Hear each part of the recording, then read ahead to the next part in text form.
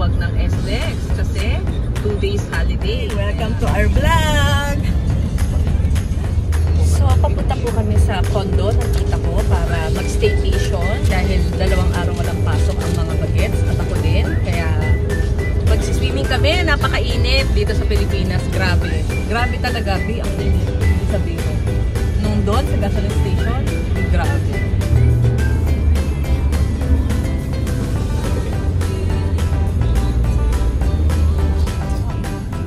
Okay, we're here.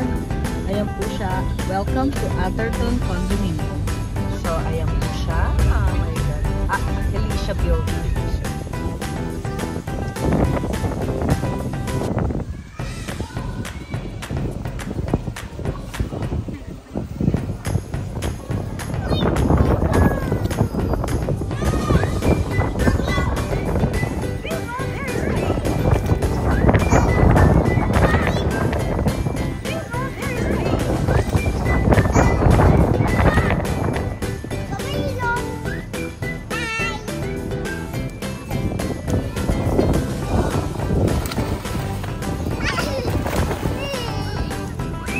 So, andito na nga po kami. We're preparing for our lunch. Kakain na kami bago daw sila mag-swimming. Kakain daw muna ang mga bagets. So, for our lunch, we have spaghetti, samgyup, turon, kwek-kwek, and what else we have? Bata!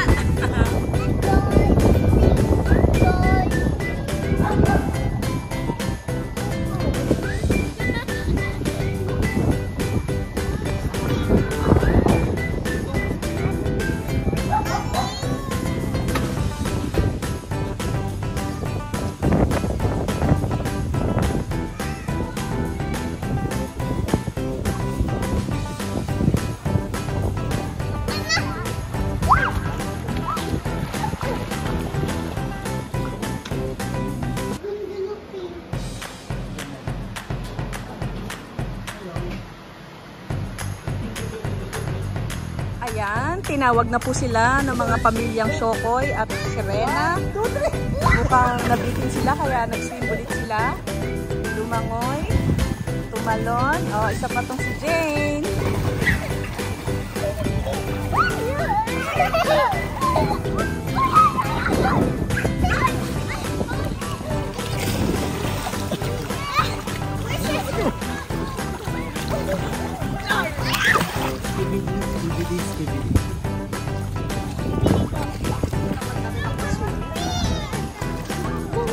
Nagsabi ka na ba doon?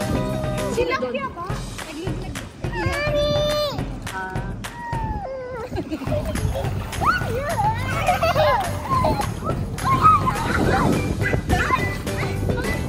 Dito pa rin po kami sa aming pinaupuan. Hindi na po kami umalis dyan. Wala kami ng hapon. Ang sarap ng hangin. Maginhawa siya at na. Ay, ba na?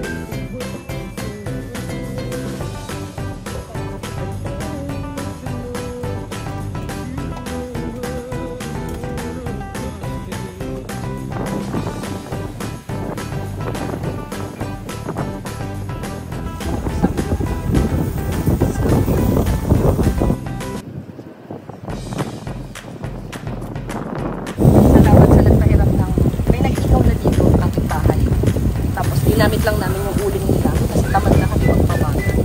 Kaya thank you. Ang ganda ng bangga. Kahoy yung uling na ginamit kaya malakas yung ito yung longganisang Cebu.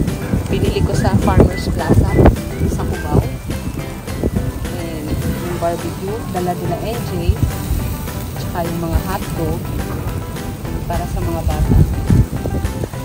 Malinis yung griller, in fairness. Mukhang well-maintained. Sana yung-maintain nila for life. Dinner time na.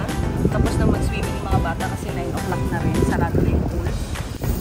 So, meron sila dito ilang griller yan. Ang ganda ng quality ng griller nila, in fairness. Heavy duty. Stainless. Kaya maganda siya. Maganda mag-ikaw. Na kami mag-staycation and papunta kami sa aming late lunch dito sa paborito namin, sa Kanin Club, kasi mura, masarap, at malaki ang servings. So, let's have our very late lunch. Kasi late din naman yung breakfast namin, kaya ngayon lang ulit kami magla-lunch. See ya! So, nakatulog sila sa car, kaya definitely wala na naman sa mood ang mga bagets. So, ito po ang matibay sa puyatan. Oh. Hi, Ilan!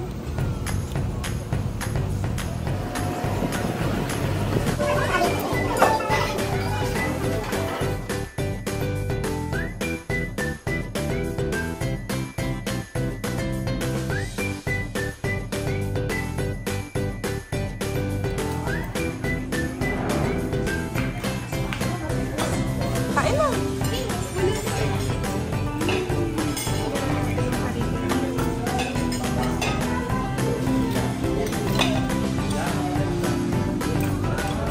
Let's go, ate!